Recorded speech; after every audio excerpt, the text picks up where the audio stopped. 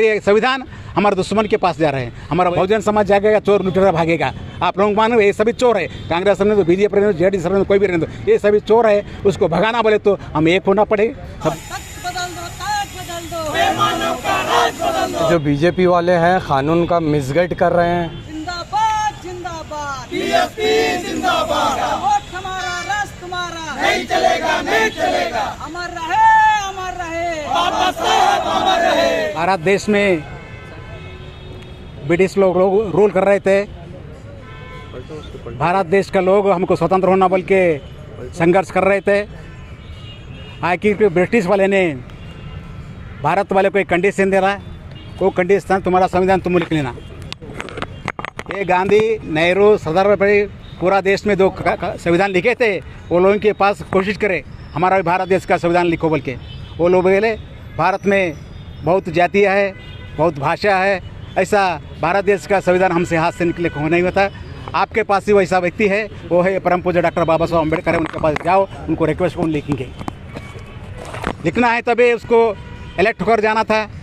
यही कांग्रेस सभा ने बाबा साहब को हरा दिया। बाद में वेस्ट बंगाल से जोगिंदर मंडल बोल के मुस्लिम लीग पार्टी से चुनकर गए थे, उन्हें इलेक्ट कर भेज दिया। बाबा साहब ने चेयरमैन बन गया। हाँ, संविधान लिखने का मौका मिला। हाँ, ये ब्रिटिश वाले ने कितना दिन कंडीशन है, उसके अंदर में बाबा साहब ने बहुत कष्ट लेकर, बहुत विश्वास के साथ पूरा भारत देश का संविधान देखकर, इसमें नंबर 1 भारत देश का संविधान लिखकर यही मैंने वाद को दिया। एक बात किया जब ने क्या किया, मैंने बहुत कष्ट पर संविधान लिख के आऊँ। भारत देश में रहने वाले को सभी को मैं सहूलत दिया हूँ, हाँ, रेस्पेक्ट दिया हूँ, हाँ, मर्यादा दिया हूँ, सहूलत दिया हूँ। मगर ये संविधान हमारे दुश्मन के पास जा रहे हैं, हमारा वैरियों के पास डाल रहे हैं। ये शैतान के हाथ में, ये संविधान उनके हाथ में देना या संविधान को जलाना बोल के ये बात करें। क्योंकि यही फर्स्ट टाइम इंडिया में ये मनोवाद सरकार ने एक सर्कुलर भेजा, नवंबर 9 तारीख को सर्कुलर भेजा, पूरा लोग ऐसा करना। ये सिस्टम डेमोक्रेसी सिस्टम पुराना में था, ऐसा बोल के लिखकर हमको कन्विंस करने को कहे मिस्टर मोदी जी, ये लोगों को कन्विंस करने का कुछ नहीं होता।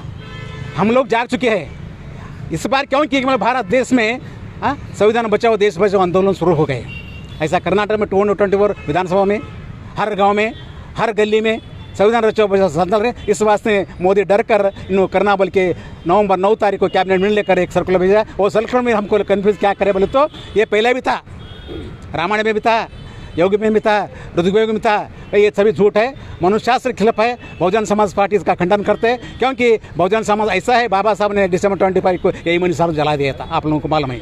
इस वास्ते ये दिन को कन्फ्यूज करने का बीजेपी कर रहे हैं, उसको साथ देने वाले को हम खंडन करते हैं। पूरा देश में संविधान बचाओ देश बचाओ आंदोलन शुरू हो गए। ये संविधान लखनऊ है, जब तक ये लोग सब लोग समझाना चाहिए, समाज जोड़ना पड़ा, जब भी हम एक मंच पर आ सकते, बाबा साहब का सपना पूरा होते। मेरा नाम LR Bhosle, MA LLB, state general secretary Bahujan Samaj Party Karnataka Gulbarga. अस्सलाम वालेकुम। ये जो संविधान दिवस है, बाबा साहब जो सबको ले को चलने की जो आइडियोलॉजी बताए हैं, क्यों बोले तो मुसलमान को भी यही कानून दिए और हिंदू को भी यही, सबके लिए कानून सबको बराबर बराबर है बोल के बताए हैं। ये जो बीजेपी वाले हैं कानून का मिसगाइड कर रहे हैं, क्योंकि कानून को सही तरीके से इस्तेमाल नहीं हो रहा है यहाँ पे नहीं, पूरे इंडिया में सबके लिए टेंशन दे रहे हैं नो। ये बीजेपी को अगर हटाना है तो आज दलित, मुस्लिम, OBC सबको एक साथ होके एकजुट होके काम करना पड़ेगा। इतना ही बोल के मैं अमित शाह 60%, समाज पार्टी 60%। ಮೊಟ್ಟಮೊದಲನೇದಾಗಿ ನಾಡಿನ ಜನತೆಗೆ ಸಂವಿಧಾನ ಸಮರ್ಪಣಾ ದಿನಾಚರಣೆಯ ಶುಭಾಶಯಗಳನ್ನು ಹೇಳ್ತಾ, ಬಂಧುಗಳೇ, ಡಾಕ್ಟರ್ ಬಾಬಾ ಸಾಹೇಬ್ ಅಂಬೇಡ್ಕರ್ ಅವರು ಈ ಸಂವಿಧಾನವನ್ನು ಅರ್ಪಣೆ ಮಾಡಬೇಕಾದ್ರೆ ಒಂದು ಮಾತನ್ನು ಹೇಳ್ತಾರೆ.